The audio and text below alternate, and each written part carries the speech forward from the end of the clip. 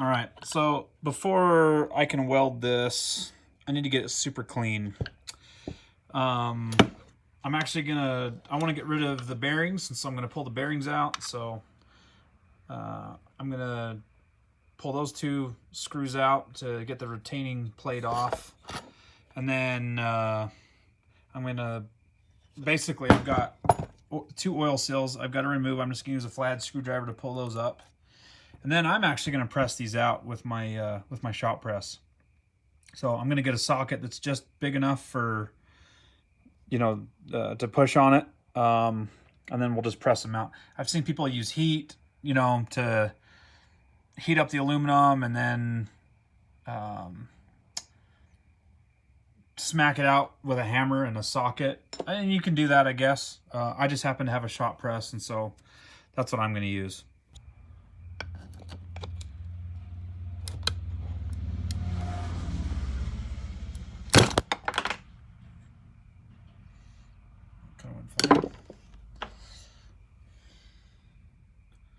Thing's old because it like the plastic inside it just is, it's pretty brittle. Like flaked off a little bit. That's why I got new seals.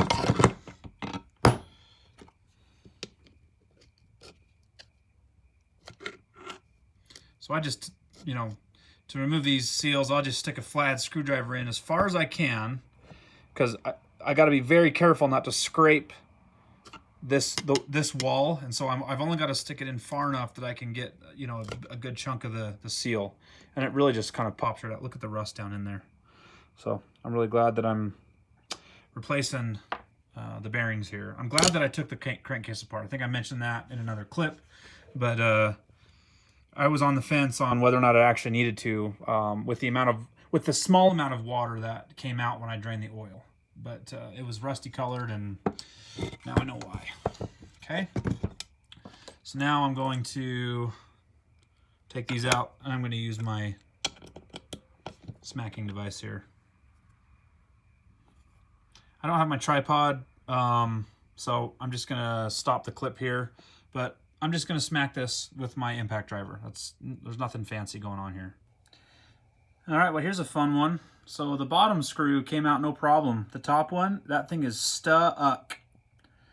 So, I mean, geez. So I'm gonna have to turn this into a flathead screw and go that route, because, wow. Now I've got to find a replacement screw. I'm pretty sure that I can't just replace this with any bolt, because the transmission gears turn right along that, and so I don't think I actually have any space. I think that has to be flush. So, all right, guys, the impact driver actually failed me here. Okay, I don't think it's the impact driver itself. There's just something that's really seized up about this bolt. The other one, 2 smacks, and the bottom one there, it just came loose, like no issues. So I don't know what's up with that one, but now I'm gonna have to destroy it to get it out of there. Okay, so I just took my Dremel and turned it into a slot. I guess we'll see how this goes. So what's funny is it was actually one little half tap with a slotted screwdriver, and the thing just came right loose. All right, so as for the chain sprocket, 27 millimeter looks like it fits that perfectly. Let's go press it out. Okay, one thing to be really cognizant of when we're pressing these out is you do not want to just rest these edges, these crankcase, where the crankcase halves meet, and allow the press to put that much force down on it where you actually start marring this and deforming this surface. So I'm going to make sure that I have wood blocks underneath it, wooden blocks, right? A material that's softer than this under this, so that if anything is going to gouge, it's going to be the wood. So just keep that in mind. And I've got my 27 millimeter socket in there. So again, I've got nice soft wood, and I've made sure that I've got a solid, got to make sure, because all the force is going to be going right on that one point. I just got to make sure that I got, you know, nice solid support under it. I can easily deform the case if I mess something up here. So, okay, so I'm just going to come down on it nice and square.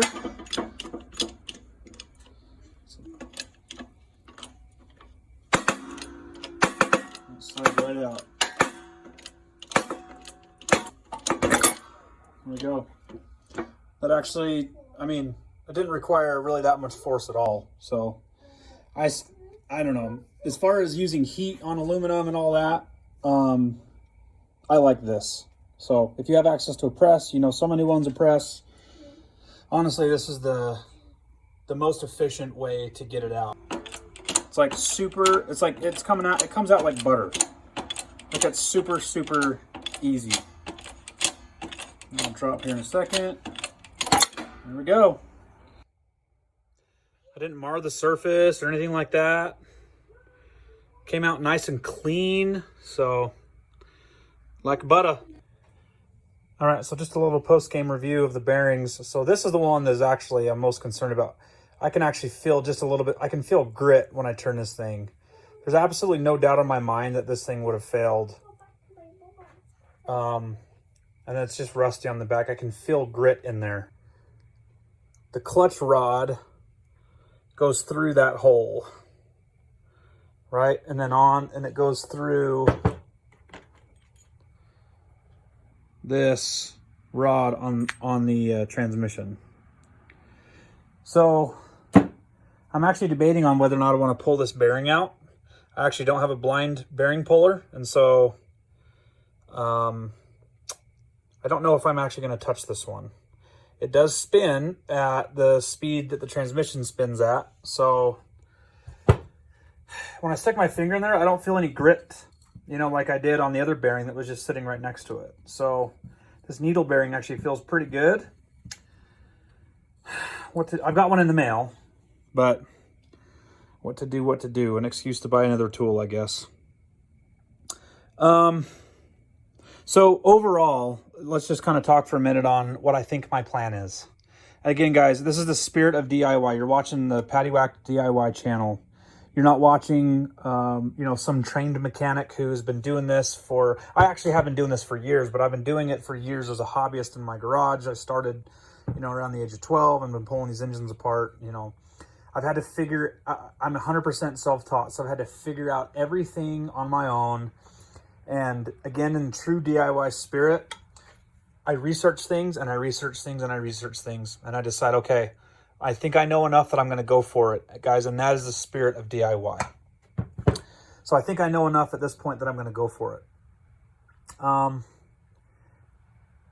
still need to clean up this crankcase. And one thing that I've definitely heard repeated over and over and over again, and that is if I'm going to weld this aluminum, I have to clean it so good. I have to get, so this is a cast aluminum case. And one thing I've read up on is there's various grades of quality of aluminum cast.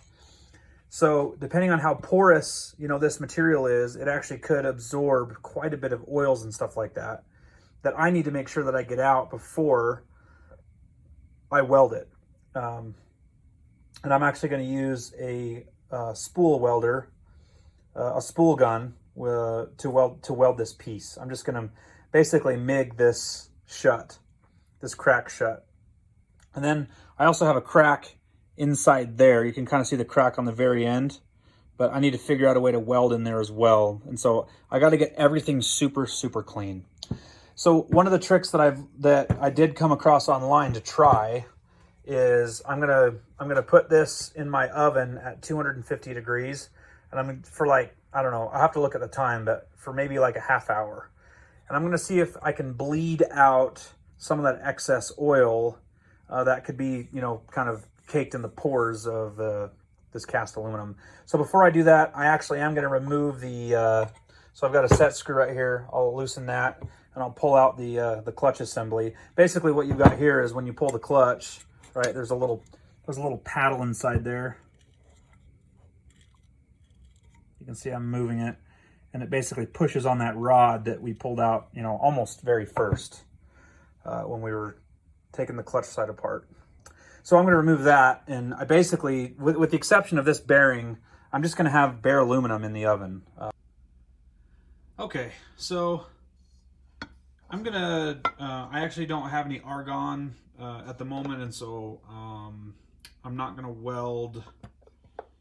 I'm just going to skip the weld for just a minute. What I'm going to do right now is I'm going to move over to removing the dowel pins, which I already did. I already pulled one of the dowel pins out, and I was able to, so this one, I was able to gently pull it out with a small pair of vice grips. And what I like about these small ones is they actually have a pretty decent radius right here, so they actually grab round things pretty well. So again, just kind of a smaller pair. So I've got this rear dowel pin that I want to take out, but I think the way that I have to do it is, I don't know if you can see it in there, but there's actually a break.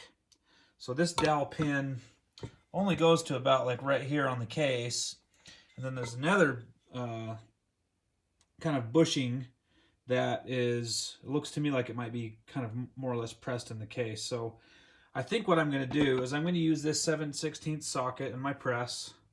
I'm going to stick this in there, and I'm going to push out this side, and then I'm going to get just a bigger socket, and then I'm going to flip it over, and then I'm going to push this one out this way. I've never done this before. Again, this is the spirit of DIY. I am going to try something that I think will work. So let's take it over the press and see what it does. Okay, so I usually keep like a stack of these big washers around my press so that I can use them as spacers. I don't want to put a lot of stress on this case. So this is, you know, to kind of start out here, this is just, I'm going to start this as an experiment for your entertainment. All right, so let's see if it actually starts to push it out. See, it actually looks like it's going to come out. What I don't like is that I got to figure out a better, more stable surface, because you can see it is starting to come out, but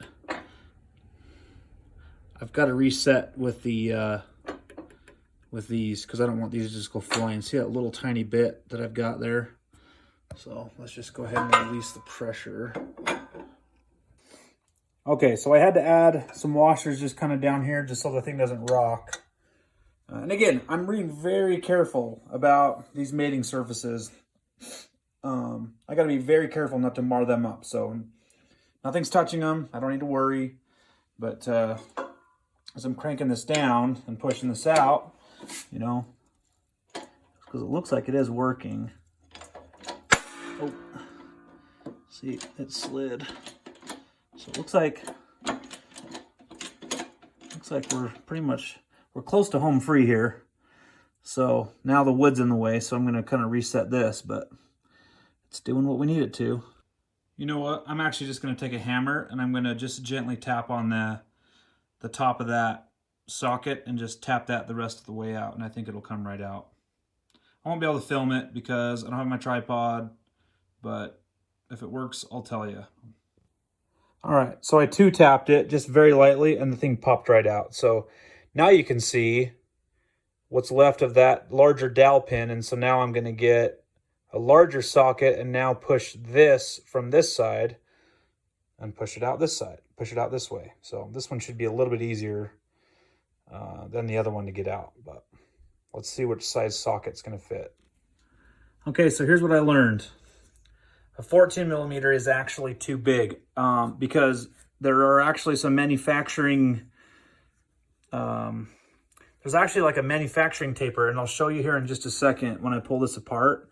But the 14 was too big because it's almost, this actually tapers down to a smaller diameter down here in the middle before it makes contact with the dowel pin. So I'm glad I stopped, because as I was putting all that force on my 14 millimeter socket, it actually wasn't even contacting the dowel pin that I'm trying to push out. It was stopped short, like, you know, almost 1/4 of an inch. So I was wasting my time. So using the 13, it's pushing it right out. And And that's not what I wanted to have happen. So I really hope that that didn't just mess up my... Okay. I'm less concerned about the magneto side because we put a gasket there. I'm more concerned about marring up where these two... Okay, so it didn't actually land on that. So, all right. So I got my dowel pin out. And if I can show you just in there, I don't know. I don't think this does it justice. Just trust me. Use the 13mm socket. Don't go 14. 14 ends up being too fat. All right. So here is the puller set that I'm going to be using.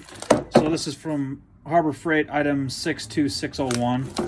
So basically, you've got your different size bearings. I think this one's probably going to work the best. So you just find out which one will fit in your bearing with a tight fit. And then once I tighten this bolt down, these splines are going to expand out. All right, and then it's going to attach itself in there, and then I'm going to screw on the slide hammer on the end of this, and then I'm going to impact it out that way. Doesn't have to be like Superman tight. I've already got it actually to where I can't pull it out with just finger tightening it. So that should be enough. All it has to do is just grab that inner edge, and then hopefully my homemade engine stand can keep this thing in place a little bit while I smack on this.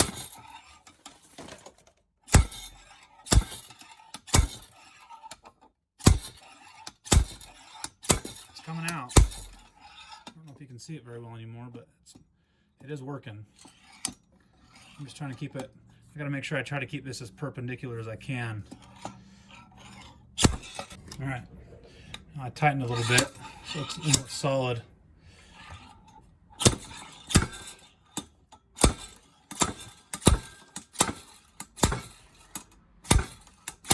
See, it's coming.